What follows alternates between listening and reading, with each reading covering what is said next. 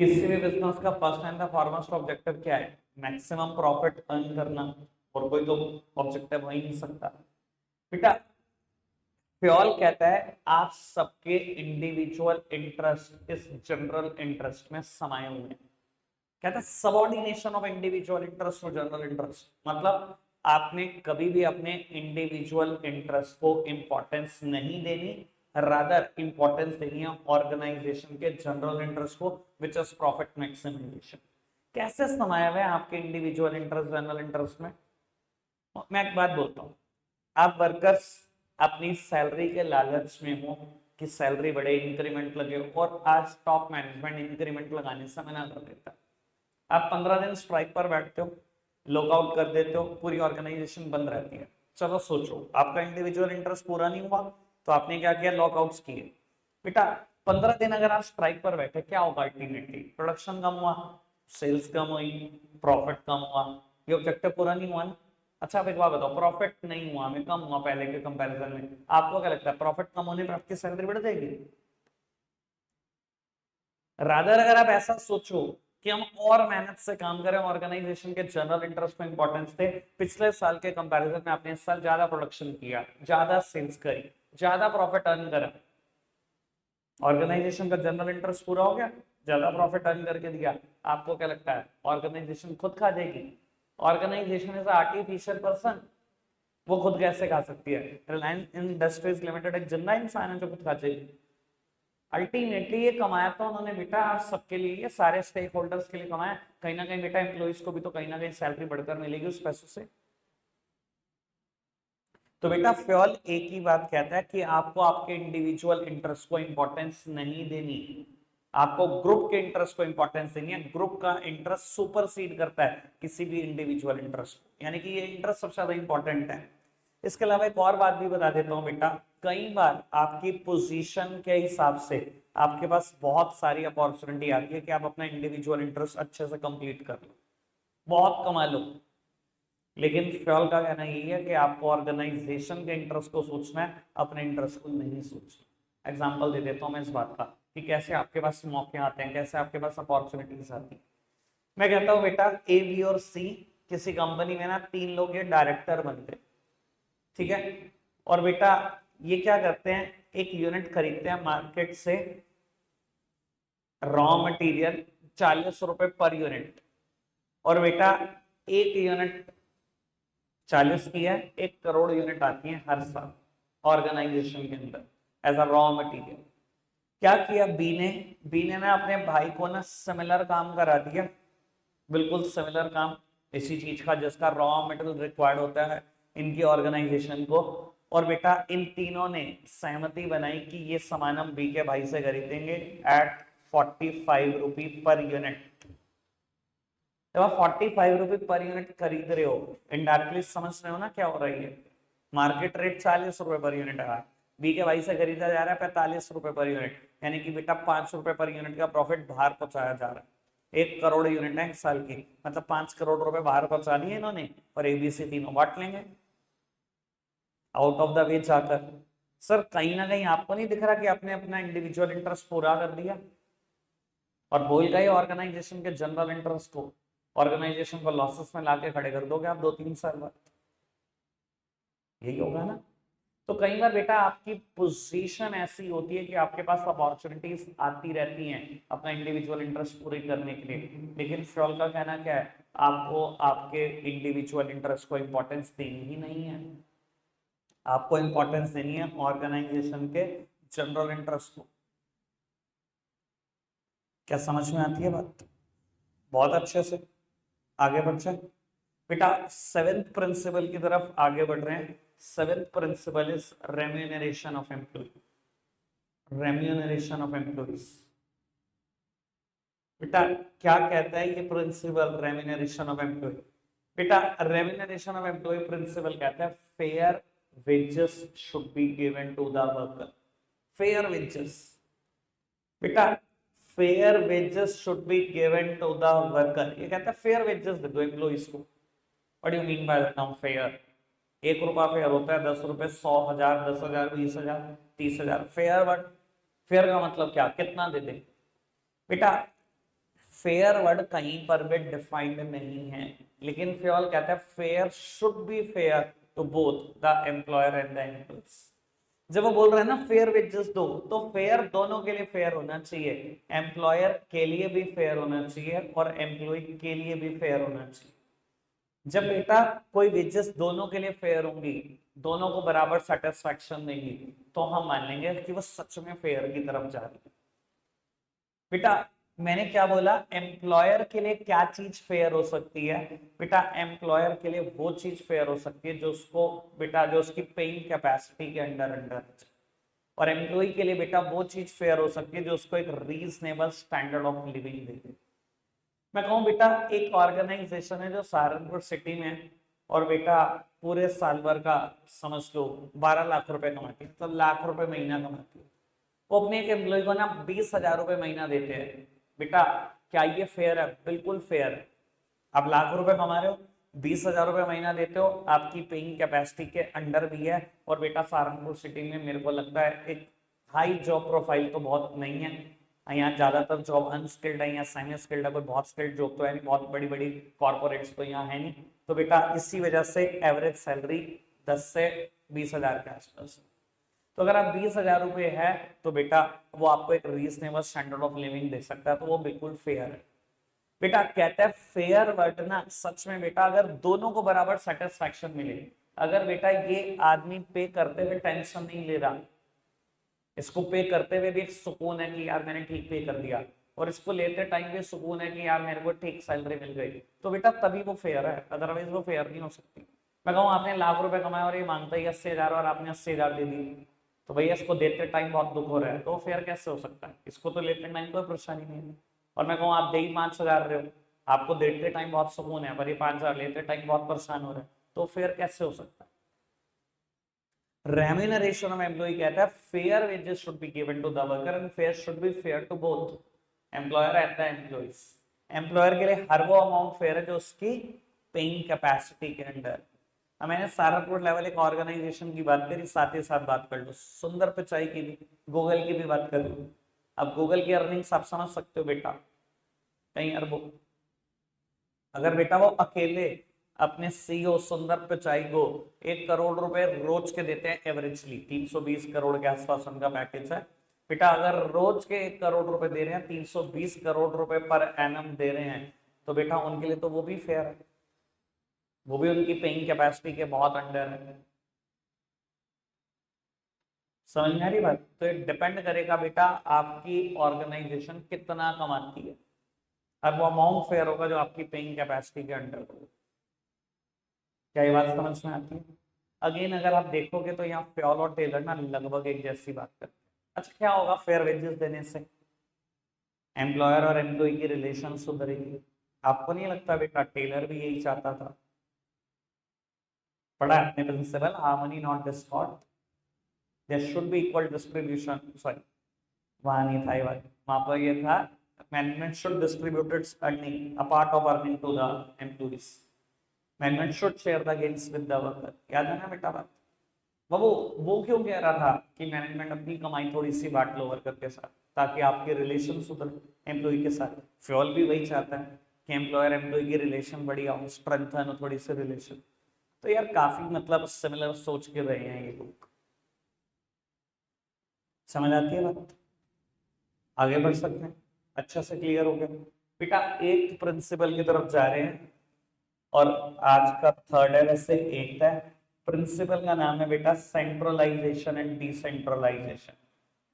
Centralisation and decentralisation.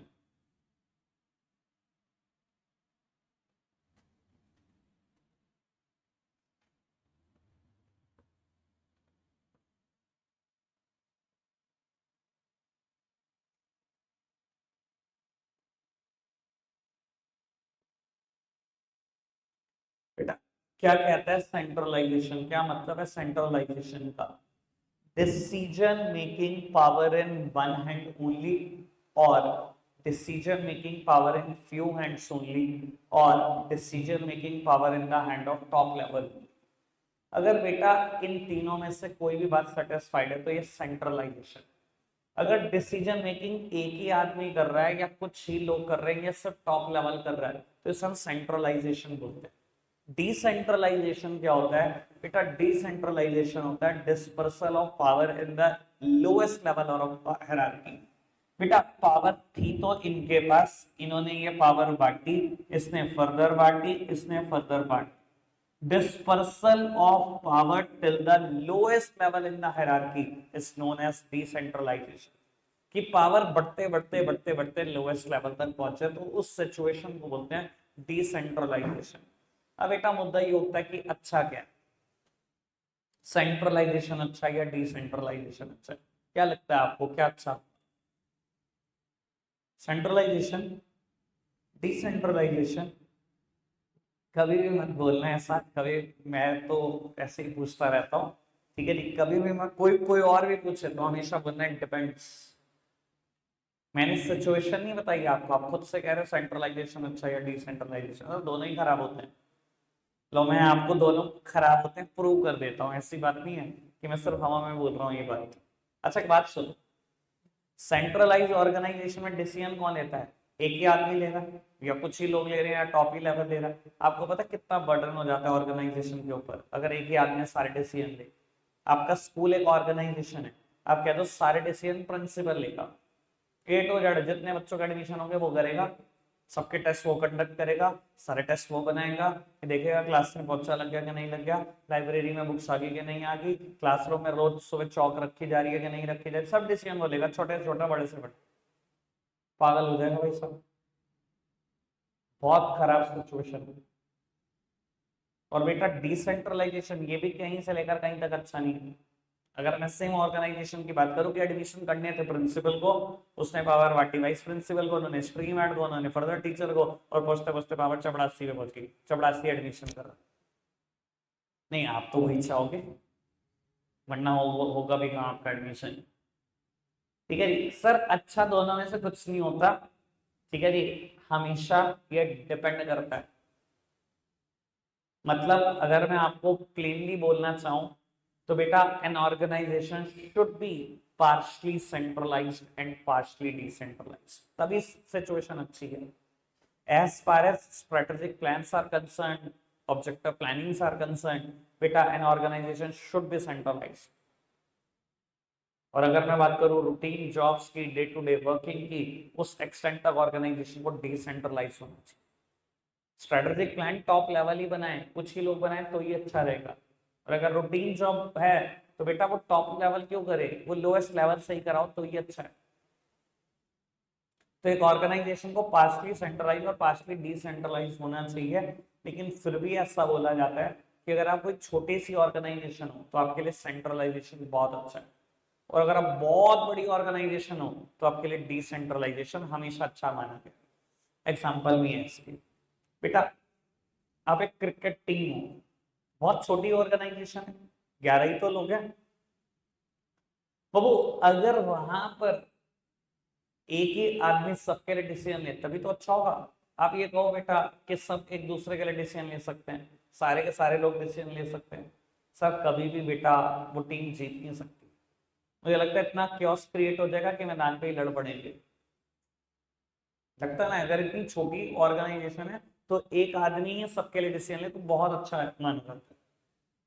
और अगर मैं कहूँ बहुत बड़ी ऑर्गेनाइजेशन है, हजारों लाखों लोग काम कर रहे हैं, सर आप डिसेंट्रलाइजेशन की तरफ जाओ, जैसे कि बैंक का कल्चर है।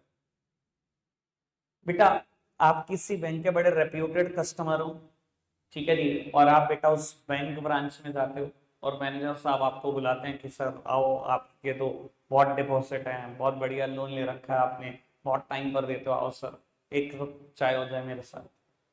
बिठा दिया उन्होंने आपको जबरदस्ती, और मान लो अगर ये ऑर्गेनाइजेशन सेंट्रलाइजेशन फॉलो करे तो दिक्कत क्या होगी? एक ब्रांच मैनेजर फोन कर रहा है सर अपने रीजनल मैनेजर को, आरएम को, सर मेरी ब्रांच में एक रेप्यूटेड कस्टमर बैठा, चाय पिला दो। उसने कहा रुक मैं भी बताता हूँ। वो फोन कर रहा है अपने एरिया मैनेजर को, सर इस ब्रांच में एक रेप्यूटेड कस्टमर बैठा, चाय पिला दो। कह रहा तो फिर मैं जोनल मैनेजर से पूछ के बताता हूँ। वो जोनल मैनेजर को फोन कर रहा है, देन आप आगे बढ़ रहे हो बेटा, जनरल मैनेजर को फोन कर रहे हो, सर एक इतनी बड़ी ऑर्गेनाइजेशन सेंट्रलाइजेशन पे कभी चल ही नहीं सकती। अगर आप सारे डिसीजन एक जीएम को लेने को कहोगे पागल हो जाएगा वो, इतना छोटा भी डिसीजन। तो वहां डिसेंट्रलाइजेशन ही अच्छा, और एक्चुअली में डिसेंट्रलाइजेशन ही होता है। कहीं ना कहीं बेटा ब्रांच मैनेजर को पावर दी जाती है कि आप एक मंथ का कोई एक्स अमाउंट खर्च कर सकते हो ब्रांच की बढ़ोतरी के लिए। कोई तो पावर होती होगी ना भाई। कभी पीसी में कमी आ गई, कभी एसी में कमी आ गई, कभी जनरेटर में इशू हो गया, कहीं ना कहीं ब्रांच मैनेजर रिपेयर कराता ही होगा ब्रांच के एक्सपेंस पे। खुद बताओ, कराता होगा कि नहीं कराता होगा? या हर बात के लिए फोन करता होगा अपने आरएम को? कभी भी नहीं हो सकता ऐसा। तो वहां डिसेंट्रलाइजेशन ही अच्छा है, बड़े बड़े लेवल की अगर ऑर्गेनाइजेशन है। सेम है बेटा, इंडिया का panchayat system is best example of decentralisation. आप खुद सोचो, सारे केसेस सुप्रीम कोर्ट सुन सकती है। ऑलरेडी 15 लाख केसेस पेंडिंग है इंडिया में। अब क्या कह रहे हो, सारे सुप्रीम कोर्ट सुन सकती है? सुनवा लो, पागल हो जाएंगे। 24 घंटे भी बैठेगी ना जुडिशरी सारे जजेस, पागल हो जाएंगे भाई साहब, तब भी नहीं हो सकता। कई साल लगेंगे सुनने में। इसी वजह से बेटा कल्चर बनाया गया कि सुप्रीम कोर्ट है, उसके नीचे हाई कोर्ट है, सेशन कोर्ट है, सिविल सिविल क्रिमिनल कोर्ट है, कंज्यूमर कोर्ट्स को भी अलग करा गया। ये सब मुकदमे सुनने के लिए अलग अलग बेंचेस बना दी गई। और उसके बाद कहीं जाकर पंचायत सिस्टम भी है कि गांव का कोई लफड़ा है, अच्छा जी यहीं निपटाओ, पंचायत फैसला सुनाए और खत्म, सब पे एप्लीकेबल हो जाए, कोई केसेस जाए ना फर्दर। समझ आ रही है बेटा बात? तो ये डिसेंट्रलाइजेशन के बेस्ट एग्जाम्पल। तो बड़ी ऑर्गेनाइजेशन है वहां यही अच्छा है बेटा, डिसेंट्रलाइजेशन। छोटी ऑर्गेनाइजेशन के लिए सेंट्रलाइजेशन इज बेटर। कोई दिक्कत कोई परेशानी? मैंने 3 प्रिंसिपल का डिस्कशन करा, आज सारे लेंथी प्रिंसिपल है, बाय डिफॉल्ट ऐसा है। 6 to 10 जितने प्रिंसिपल है सब बहुत लेंथी। बताओ किसी की कोई परेशानी? नहीं तो बढ़ते हैं आगे। चलो बढ़ाते हैं बात को आगे। बेटा ninth principle is scalar chain. Ninth principle is scalar chain. बेटा फ्योल ने सजेस्ट करी एक chain of command, chain of authority, chain of communication, जिसको हम प्यार से स्केलर चेन बोलते हैं। और ये चेन देखने में कुछ ऐसी है।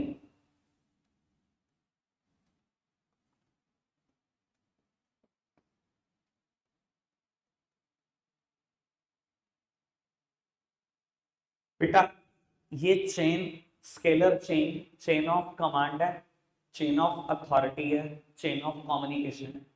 कि ये बताती है कि कौन किसको कमांड कर सकता है, किसकी कितनी अथॉरिटी है। कि ये भी बताती है कि कैसे कम्युनिकेशन चलेगा। बेटा अगर मैं कहूं आपसे एक बात जानना चाहूं, आप बता सकते हो मुझे आर का सबऑर्डिनेट कौन है? सबऑर्डिनेट मतलब काइंड ऑफ जूनियर। आर का जूनियर कौन है? एस। और मैं कहूं आर का सुपीरियर कौन है, तो सुपीरियर कौन है? कह रहे क्यू। आर का सुपीरियर क्यू भी है, पी भी है, ओ भी है। वो बात अलग है कि आर का इमीडिएट सुपीरियर इज क्यू। ये मत कहना आर का सुपीरियर सिर्फ क्यू है। आर का सुपीरियर क्यू भी है, पी भी है, ओ भी तो है।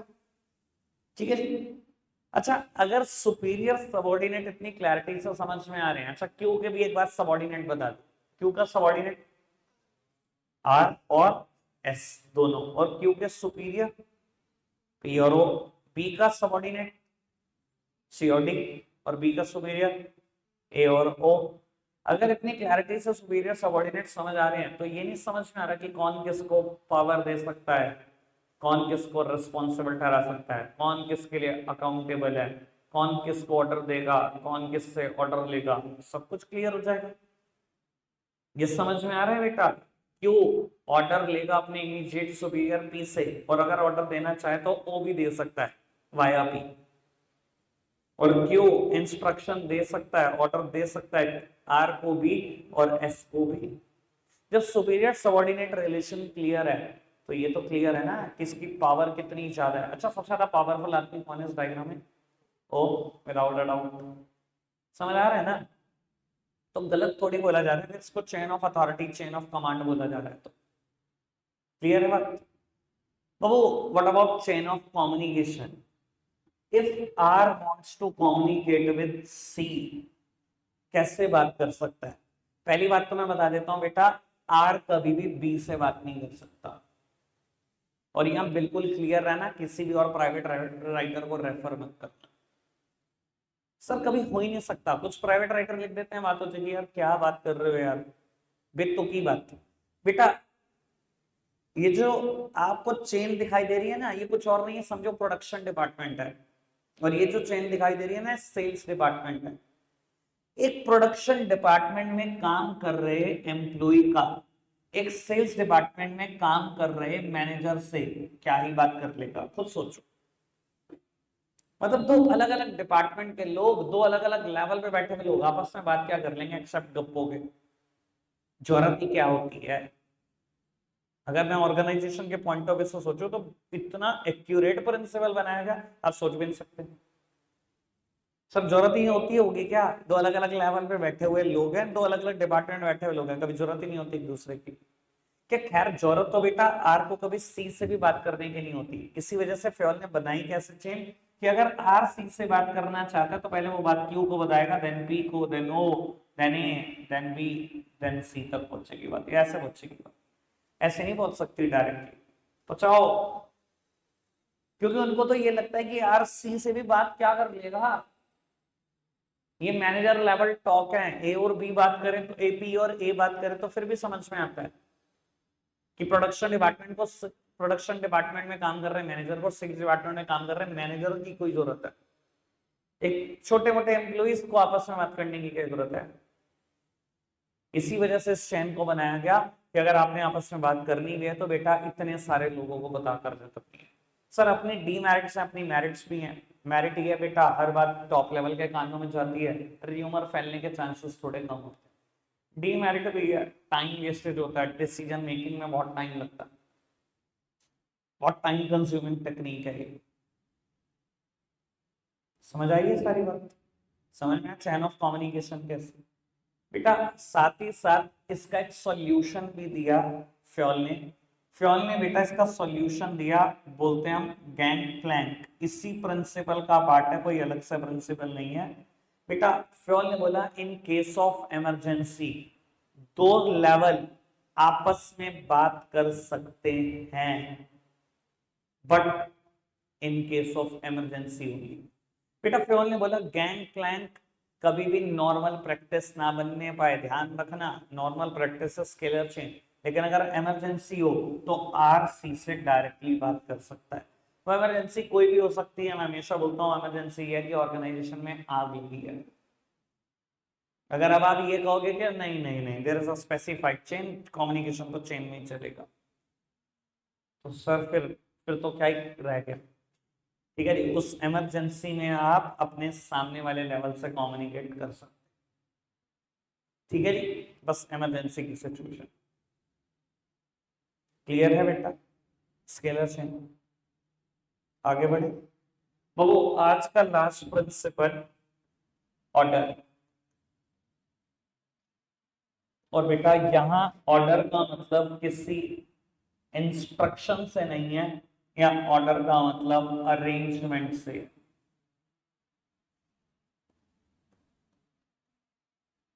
मैंने पिछली बार नोट्स में मुझे लगता है लिखवाई दिया होगा ये सारी बात, तो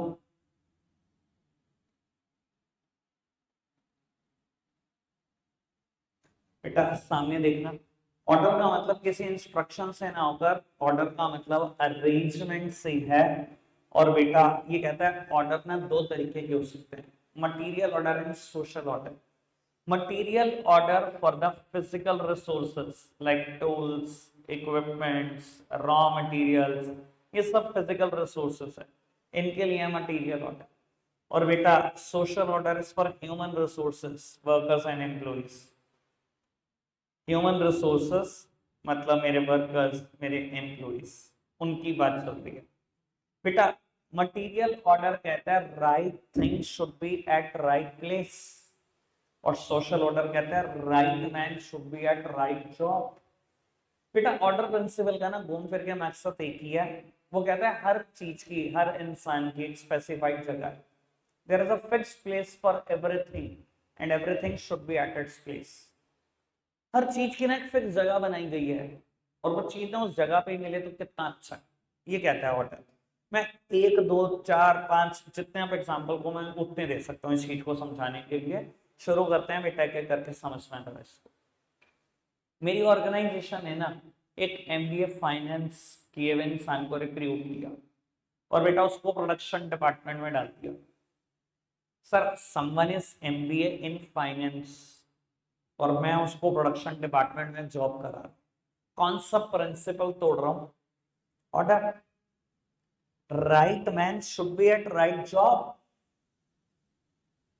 यार अगर उसने फाइनेंस में इतनी बड़ी डिग्री ली है तो फाइनेंस में तो कहीं जॉब देनी चाहिए। ठीक है, अगर आपको लगता है कि मैं फाइनेंस मैनेजर नहीं बना सकता, फाइनेंस डिपार्टमेंट में तो कहीं डाल सकता हूँ, छोटे मोटे लेवल पे तो डाल ही सकता था। प्रोडक्शन डिपार्टमेंट में उसकी जगह दूर से दूर तक बैठती है। Right man should be at right job, right thing should be at right place.